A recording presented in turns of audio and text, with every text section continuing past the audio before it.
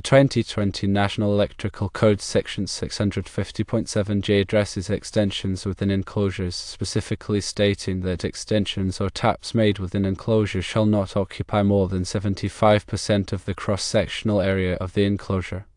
Additionally, there shall be no more than 20 splices or taps within a single enclosure.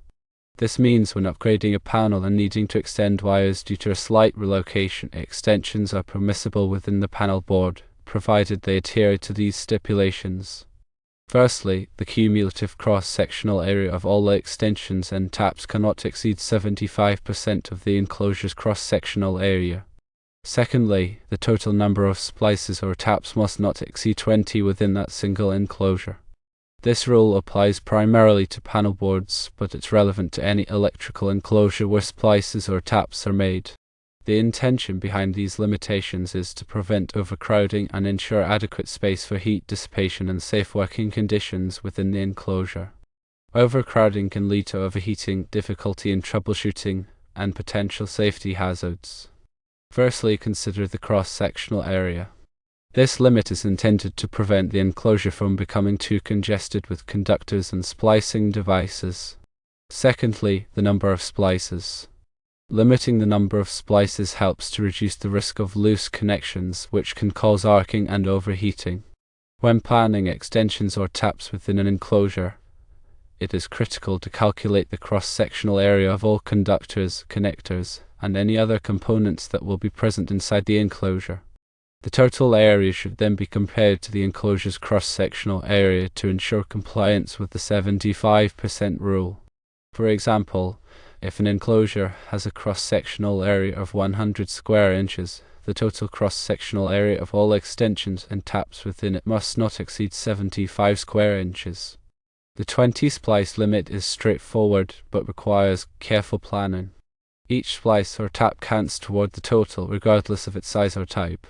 When working with multiple circuits or conductors, it's easy to exceed this limit if splices are not carefully managed.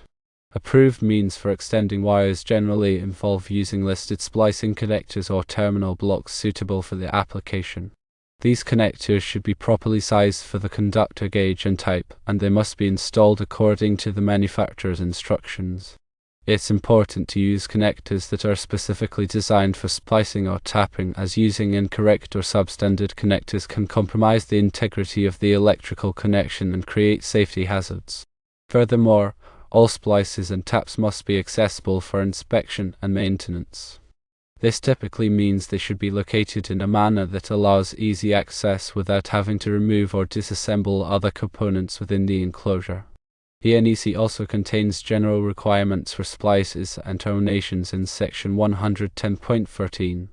These requirements include that all splices and terminations must be made in a workmanlike manner, using approved methods and materials. Splices must be insulated to a degree equivalent to that of the conductors, and they must be mechanically and electrically secure. In addition to the NEC requirements, local electrical codes and regulations may impose additional restrictions or requirements for splices and extensions within enclosures. It's essential to consult with local authorities to ensure compliance with all applicable codes and regulations. Proper planning is key to ensuring compliance with NEC Section 650.7J. Firstly, assess the existing wiring and determine the extent of the required extensions or taps. Secondly, calculate the cross-sectional area of all conductors, connectors, and other components that will be installed inside the enclosure. Thirdly, determine the number of splices or taps that will be required. If the calculations indicate that the extensions or taps will exceed the 75% cross-sectional area limit or the 20 splice limit, alternative solutions should be considered.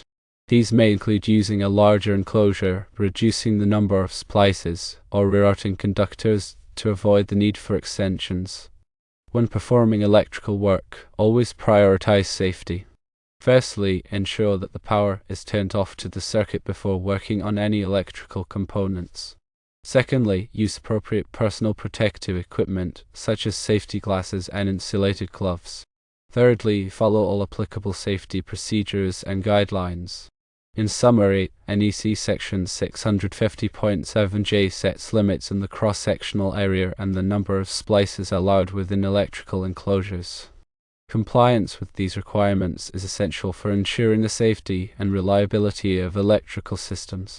By carefully planning extensions and taps, using approved methods and materials, and following all applicable codes and regulations, electricians can ensure that electrical work is performed safely and in accordance with industry standards. Remember to always consult the latest edition of the NEC and local electrical codes for the most up-to-date requirements.